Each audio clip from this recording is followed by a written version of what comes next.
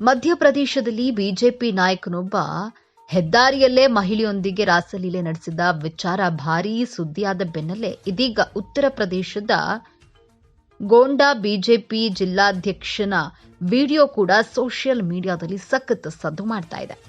ಹೌದು, ಬಿಜೆಪಿ ಜಿಲ್ಲಾಧ್ಯಕ್ಷ ಅಮರ್ ಕಿಶೋರ್ ಕಶ್ಯಪ್ ಅವರ ಒಂದು ಮುತ್ತಿನ ಕತ್ತಿಯ ವಿಡಿಯೋವೊಂದು ಈಗ ಆನ್ಲೈನ್ನಲ್ಲಿ ವೈರಲ್ ಆಗ್ತಾ ಇದೆ. 2 ಪ್ರತ್ಯೇಕ ಸಿಸಿಟಿವಿ ದೃಶ್ಯಾವಳಿಗಳು ಸಾಮಾಜಿಕ ಮಾಧ್ಯಮಗಳಲ್ಲಿ ವೈರಲ್ ಆಗ್ತಾ ಇದ್ದು, ಇದರಲ್ಲಿ ಪಕ್ಷದ ಕಚೇರಿಯಲ್ಲಿ ಯುವತಿಯೊಂದಿಗೆ ಅಸಭ್ಯವಾಗಿ ವರ್ತಿಸಿರುವುದು ಕಂಡುಬರ್ತಿವೆ.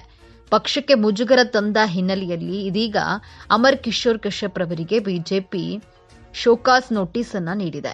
ವೈರಲ್ ವಿಡಿಯೋದಲ್ಲಿ ಏನಿದೆ?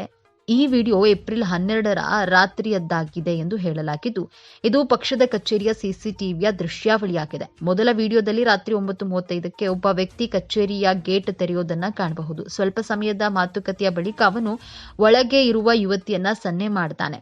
ಎರಡನೇ ವಿಡಿಯೋದಲ್ಲಿ ರಾತ್ರಿ 9:30ಕ್ಕೆ ಅದೇ ಯುವತಿ ಬ್ಯಾಗ್ ಹೊತ್ತುಕೊಂಡು ಮೆಟ್ಟಿಲುಗಳನ್ನ ಹತ್ತುತ್ತಿರುವುದು ಮತ್ತು ಜಿಲ್ಲಾಧ್ಯಕ್ಷರು ಆಕೆಯ ಹಿಂದೆ ಇರೋದನ್ನ ನಾವು ಕಾಣಬಹುದಾಗಿದೆ.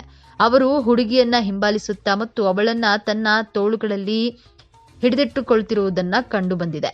ಈ ವಿಡಿಯೋ ಸಾಮಾಜಿಕ ಜಾಲತಾಣಗಳಲ್ಲಿ ಸಿಕ್ಕಾಬಟ್ಟೆ ವೈರಲ್ ಆಗ್ತಾ ಇದೆ. ಈ 2 ವಿಡಿಯೋ ವೈರಲ್ ಆಗ್ತಾ ಇದ್ದಂತೆ ಅಮರ್ ಕಿಶೋರ್ ಕಶ್ಯಪ್ ಪ್ರತಿಕ್ರಿಯಿಸಿ ಎಲ್ಲಾ ಆರೋಪಗಳು ಆಧಾರರಹಿತವೆಂದು ಹೇಳಿದ್ರು. ಆ ಯುವತಿ ಪಕ್ಷದ ಸಕ್ರಿಯ ಸದಸ್ಯೆಯಾಗಿದ್ದು, ಅನಾರೋಗ್ಯದ ಕಾರಣ ಸ್ವಲ್ಪ ಸಮಯ ಕಚೇರಿಯಲ್ಲೇ ಇರಲು ವಿನಂತಿಸಿಕೊಂಡಿದ್ಲು. ನನ್ನ ಉದ್ದೇಶ ತಪ್ಪಾಗಿದೆ. ನಾನು ಸಿಸಿಟಿವಿ ಆಫ್ ಮಾಡ್ತಾ ಇದ್ದೆ, ಲೈಟ್ಗಳನ್ನು ಆಫ್ ಮಾಡ್ತಾ ಇದ್ದೆ, ಆದರೆ ನಾನು ಹಾಗೆ ಏನನ್ನೂ ಮಾಡಿಲ್ಲ ಎಂದು ಸಮಜಾಯಿಷಿಯನ್ನ ನೀಡಿದ್ದಾರೆ. ಪಕ್ಷದ ರಾಜ್ಯ ಪ್ರಧಾನ ಕಾರ್ಯದರ್ಶಿ ಮತ್ತು ಪ್ರಧಾನ ಕಚೇರಿಯ ಉಸ್ತುವಾರಿ ಗೋವಿಂದ ನಾರಾಯಣ ಶ್ಲುಕ ಕಳಿಸಿರುವ ನೋಟಿಸ್ನಲ್ಲಿ ಅಮರ್ ಕಿಶೋರ್ ಕಶ್ಯಪ್ ರವರ ನಡವಳಿಕೆಯು ಪಕ್ಷದ ವರ್ಚಸ್ಸಿನ ಮೇಲೆ ಪ್ರತಿಕೂಲ ಪರಿಣಾಮವನ್ನು ಬೀರಿದೆ ಎಂದು ಹೇಳಲಾಗಿದ್ದು, ಇದು ಅಶಿಸ್ತನ್ನ ತೋರಿಸಿದೆ.